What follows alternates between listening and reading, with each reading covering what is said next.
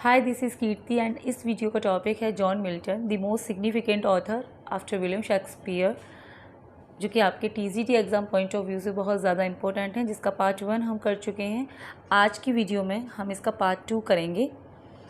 सो जिन लोगों ने पार्ट 1 नहीं देखा है और देखना चाहते हैं वो जाके प्लेलिस्ट को चेक कर सकते हैं।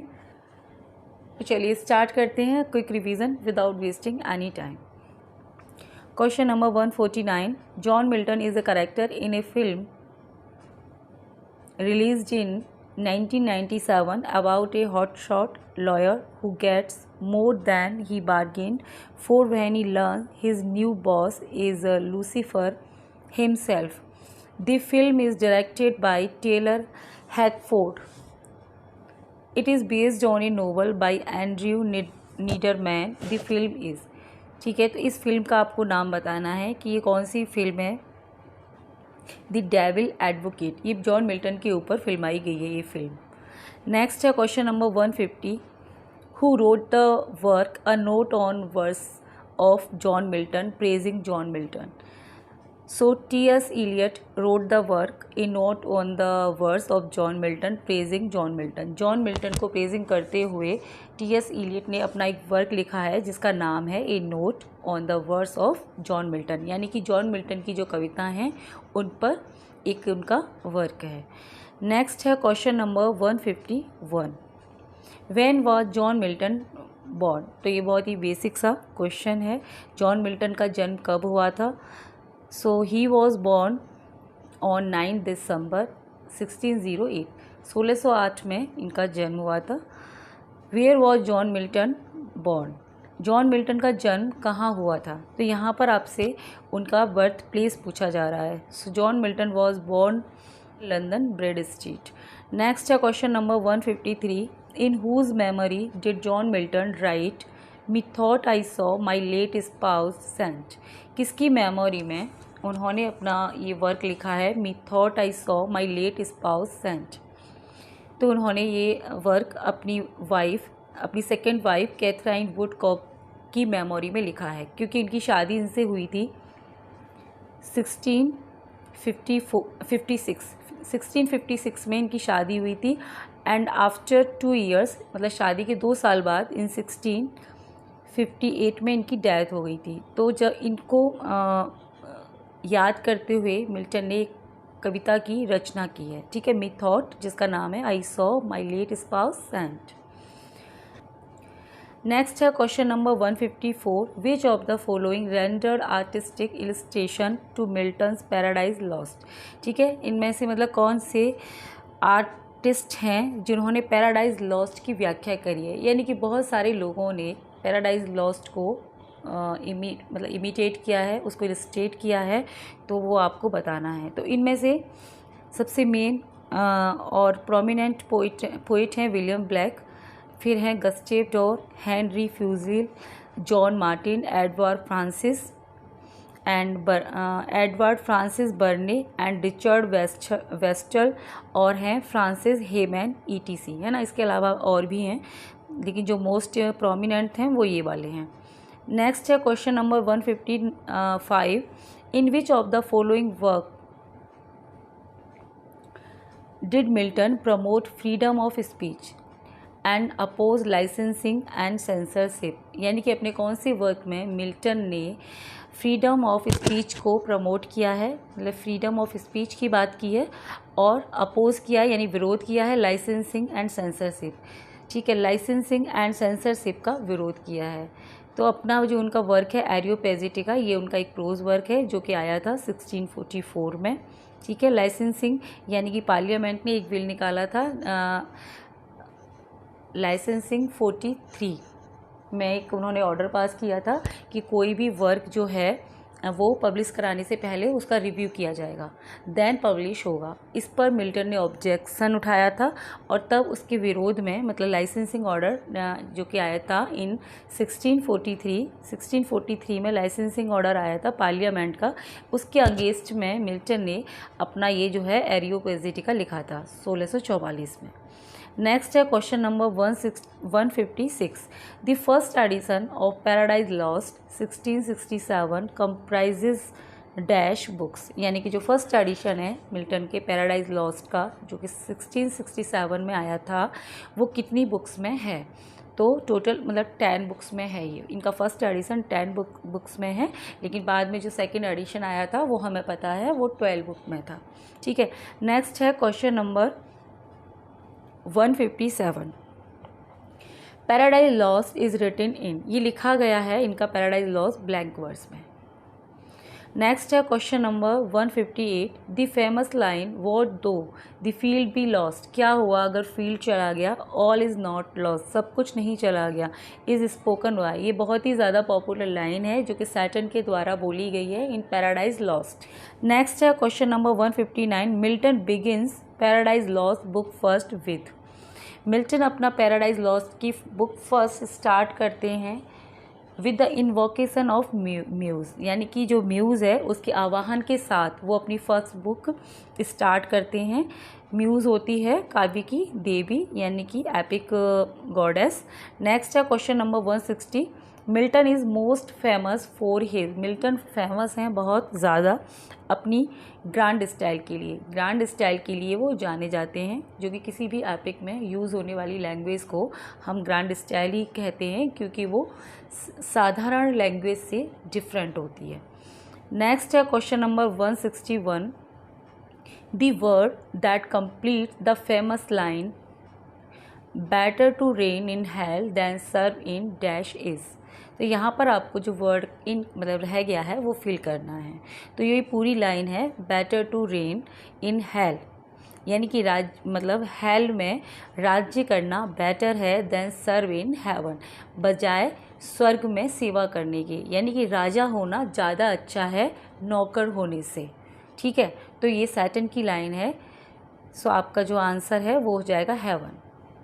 नेक्स्ट है question number 162। In which year, किस ईयर में Milton Lycidas was written, Milton की लिसिडस लिखी गई? तो ये भी उनका बहुत फेमस वर्क है जो कि आया था 1637 में। नेक्स्ट है question number 163। Life of Milton has been written by, life of Milton लिखी गई है किसके द्वारा बताना है आपको। So answer is Samuel Johnson के द्वारा ये लिखी गई है। नेक्स्ट है question number 164। Milton's Areopagitica concern with, Milton की जो एरियोपैजिटिका है वो संबंधित है लिबर्टी ऑफ प्रेस, प्रेस की लिबर्टी से, यानी कि फ्रीडम ऑफ स्पीच, यानी कि कुछ भी पब्लिश करने की लिखने की स्वतंत्रता होनी चाहिए, उसमें कोई पाबंदी नहीं होनी चाहिए। ये इनका बहुत फेमस प्रोज वर्क है। नेक्स्ट है क्वेश्चन नंबर 165।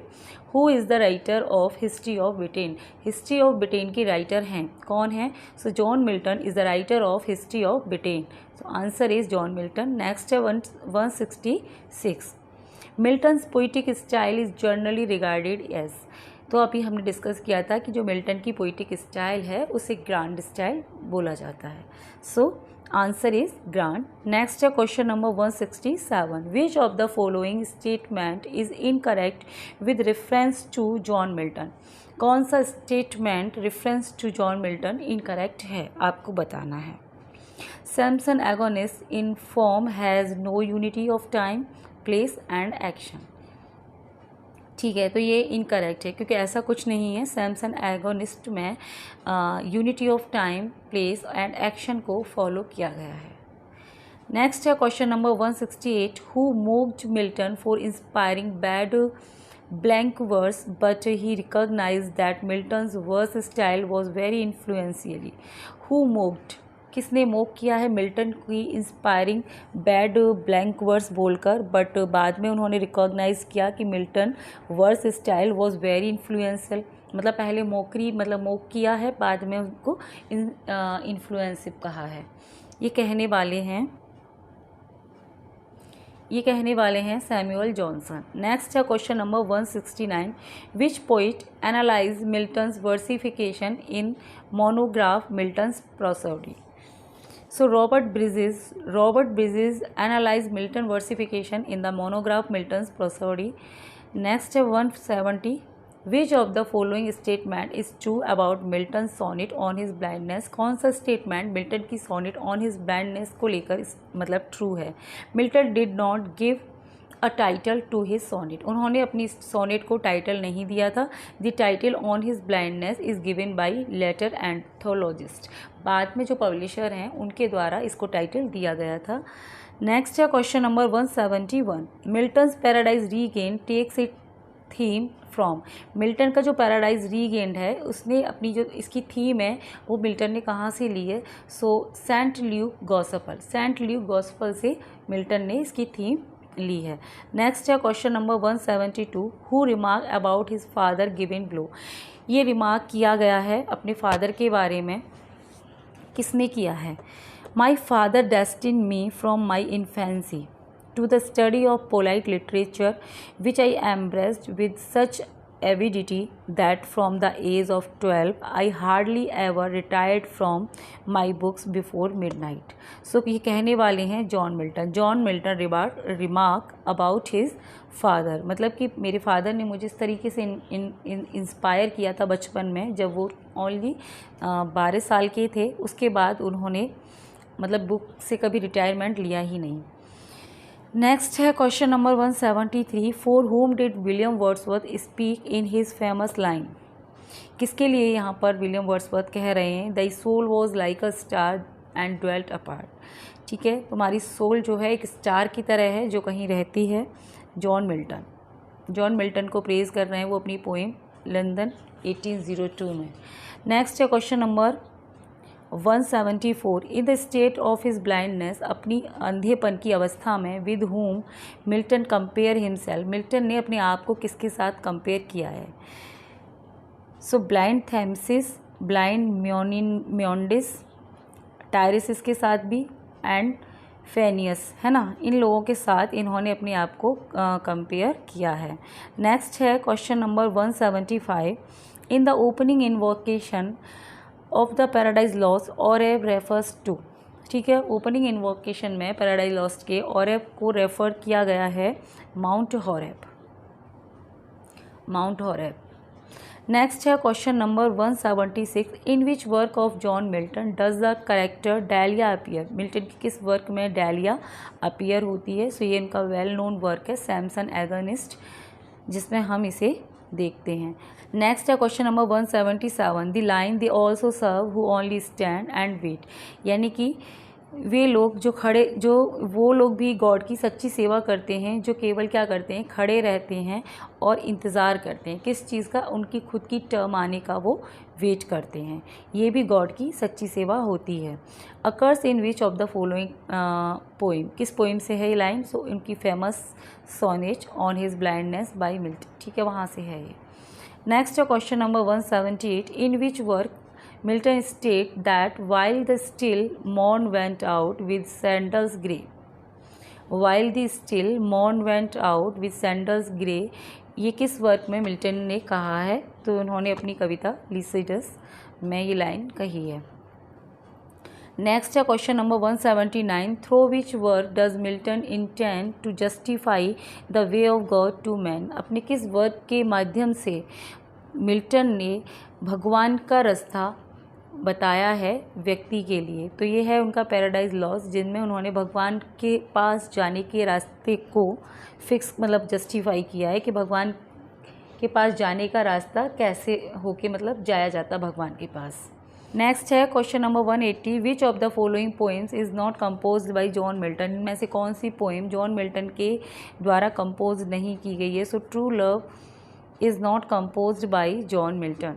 नेक्स्ट है question number 181, which of the following is a feature of Milton's grand style, Milton की जो ग्रांड स्टाइल है उसके मुख्य फीचर्स क्या हैं? तो उसकी विशेषता है sublimity and poetic grandeur, elevated classicism, mighty language and rhetorical devices and powerful blank verse, ये सब उनके जो ग्रांड स्टाइल यूज़ करी है उन्होंने, वो सब इसके फीचर्स हैं।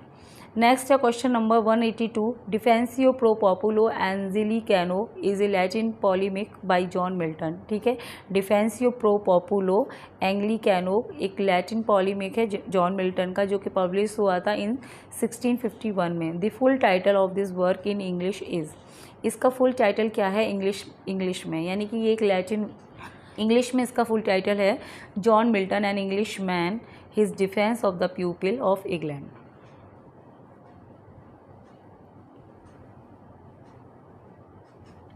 Next, question number 183. Defensio pro populo Anglicano was commissioned by Parliament during Oliver Cromwell Protectorate of England as a response to a work by Claudius Salmasius entitle.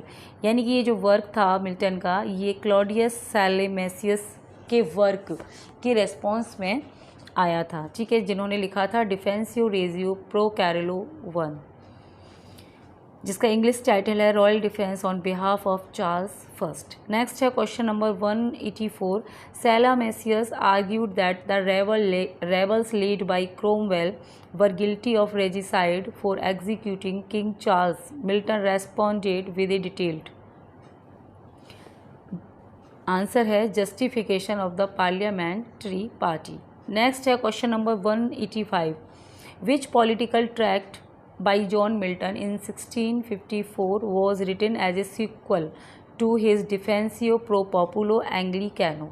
ठीक है, Milton का कौन सा पॉलिटिकल ट्रैक्ट 1654 में publish हुआ था एक sequel के रूप में?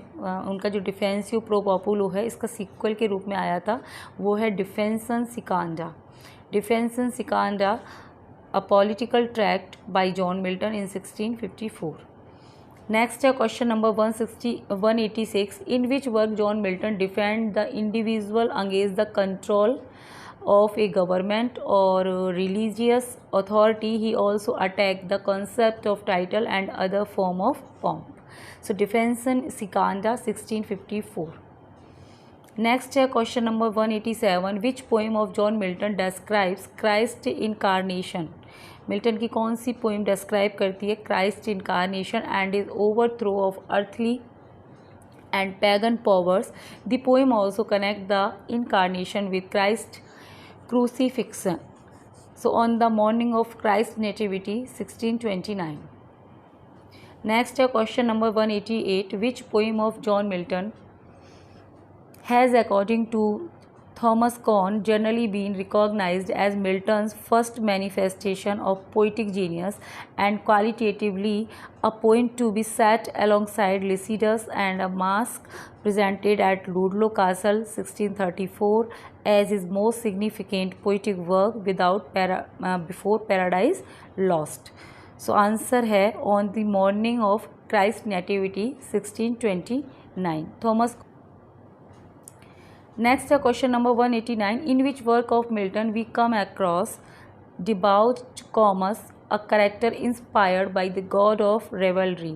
ठीक है, मिल्टन के कौन से वर्क में हम मिलते हैं डिबाउच कॉमस से, है ना, जो एक मेलासियस कैरेक्टर है और इंस्पायर्ड है by the god of revelry. So ये उनका कॉमस वर्क है, कॉमस, जो कि एक मास्क है presented at Ludlow Castle in 1634। Next है question number 190। Comus urges the lady to be not coy. मतलब जो कॉमस है वो लेडी से रिक्वेस्ट करता है कि शर्माने की ज़रूरत नहीं है and drink from his magical cup. उसका जो मैजिकल कप है उससे ड्रिंक कर लो, representing sexual pleasure and intemperance, but she repeatedly refuses. लेकिन वो मना कर देती है, आर्ग्यूइंग फॉर दी। क्या आर्ग्यू रहता है उसका? वर्चुअसनेस और टेम्परेंस एंड चेस्टिटी। ठीक है, जो लेडी है वो चेस्टिटी का प्रतीक है। नेक्स्ट है question number 191। Lycidas is a poem by John Milton written in. Lycidas Milton की कविता लिखी गई थी 1637 में, जो कि एक पेस्टरल एलेजी है जो उन्होंने अपने फ्रेंड एडवर्ड किंग की डेथ पर लिखी थी। नेक्स्ट है 192। In which poem of John Milton the Greek god Phoebus the sun god and Jove king of god voice? कौन सी कविता में मिल्टन की ग्रीक गॉड फोबियस मतलब सन गॉड और जोब जो किंग ऑफ गॉड इन्हें कहा जाता उनको आवाज़ देखने को मिलती है? सो ये उनकी कविता लिसिडस है इन 1637। नेक्स्ट है question number 193। John Milton sonnet when I consider how my light is spent is more popularly known as. Milton की कविता when I consider how my light is spent more popularly मतलब और किस नाम से वो जानी जाती है? सो ऑन हिज ब्लाइंडनेस के नाम से वो काफ़ी पॉपुलर है। नेक्स्ट है 194, Milton's on his blindness is a Petrarchan sonnet with the rhyme scheme. इसकी राइम स्कीम क्या है? ABBA CDE। ठीक है, पिटारकन सोनेट है ये उनकी ऑन हिज ब्लाइंडनेस, जिसकी राइम स्कीम है ये। नेक्स्ट है question number 194, Milton's on his blindness is a good example of the greater uses of. ठीक है, मिल्टन की जो ऑन हिज ब्लाइंडनेस है वो एक गुड एग्जाम्पल है एन्जाम्बमेंट का। ठीक है, नेक्स्ट है question number 196, which poem of Milton of the following lines from A part of. So 1000 at his bidding speed and post over land and ocean without rest, they also serve who only stand and wait। ये उनकी on his blindness कविता से ही line ली गई है कि 1000 मतलब हज़ारों दूत उनकी एक कमांड पर दौड़े चले आते हैं and post over land and ocean without rest, चाहे वो लैंड हो मतलब चाहे अर्थ हो चाहे वो समुद्र कहीं भी हो, भगवान का एक ऑर्डर मिलते ही वो एक स्पीड से आते हैं और वो लोग भी गॉड की सच्ची सेवा करते हैं जो केवल खड़े रहते हैं और अपनी टर्म आने का वेट करते हैं। ये बहुत फेमस लाइन्स हैं। 197, which sonnet of Milton is inspired by the Easter massacre of Waldensians in Piedmont by troops of Charles Emmanuel II, Duke of Savoy, in April 1655, on the late massacre in Piedmont 1655. Next है question number 198, in which poem of John Milton overall the Italian field were still doth sway the triple tyrant, a reference is made to triple crown papal tyra, which was a symbol of papal authority and to the papal dominance of the Italy। so ये poem है उनकी यही वाली, on the late massacre in Piedmont 1655। Next है question number 199, which poem of John Milton concern the biblical story of the fall of man, the temptation of Adam and Eve by the fallen angel Satan and their expulsion from the garden of Eden. तो ये Milton का epic poem है Paradise Lost 1667। Next है question number 2, Milton's magnum opus the blank verse epic poem Paradise Lost was composed by the blind and impoverished Milton. यानी कि Milton का magnum opus यानी कि जो सबसे जो बेस्ट वर्क होता है राइटर का उसे मैग्नम ओपस कहा जाता है। तो मिल्टन का मैग्नम ओपस कौन है? पैराडाइज लॉस्ट, जो कि एक ब्लैंक वर्स एपिक पोएम है। ठीक है, ब्लाइंड मिल्टन के द्वारा उसे कंपोज किया गया और मिल्टन क्या थे? बहुत गरीब भी थे उस समय। तो ये कब से कब इसका रहा? फ्रॉम 1658 टू 1664, यानी कि 1658 में इन्होंने स्टार्ट किया था इसको लिखना और 1664 या 1665 में उन्होंने इसे कंप्लीट कर लिया था। नेक्स्ट है question number 201, On 27 April 1667, Milton sold for 5 the publication right of Paradise Lost to publisher। ठीक है, उन्होंने इसका जो ये जो पैराडाइज लॉस्ट है इसको पब्लिश कराने का अधिकार दे दिया था सैमुअल सिमंस को। नेक्स्ट है क्वेश्चन नंबर, क्योंकि मिल्टन बहुत गरीब हो गए तो उन पर इतना पैसा नहीं था कि वो इसको पब्लिश भी करा सकें, तो इन्होंने इनकी हेल्प करी थी इसे पब्लिश कराने में।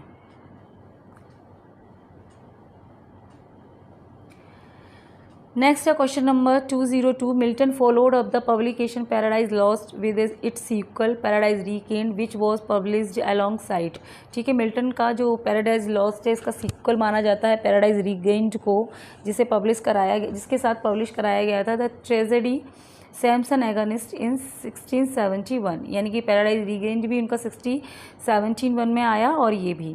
नेक्स्ट है question 203, just before his death, अपनी डेथ से पहले इन 1674 Milton supervised a second edition of paradise lost accompanied by an explanation of why the poems rhyme not and prefatory verses by Andrew Marvell।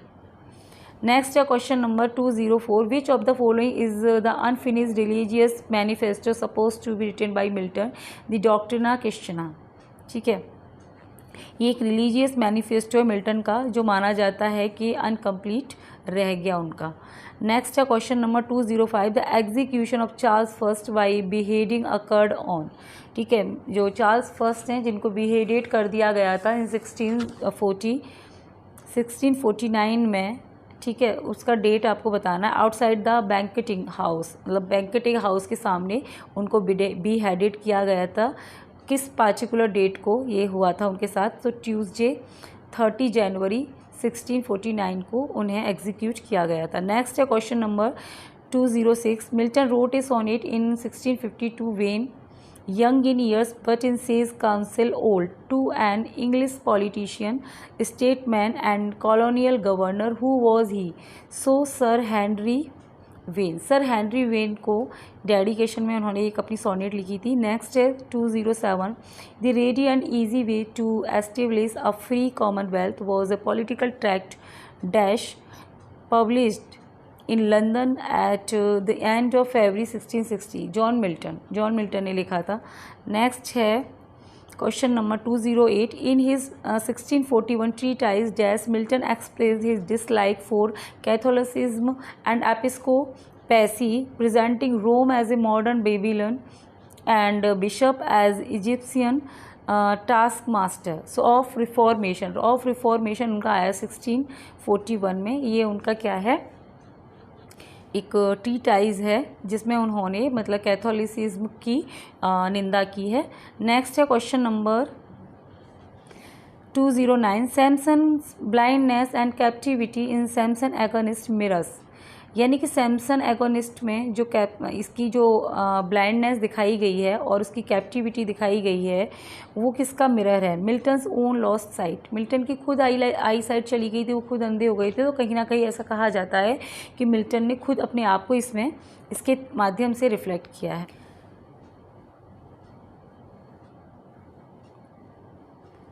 Next है note Samson blindness and captivity mirror Milton's own lost sight and England blind acceptance of Charles second as king in 1660।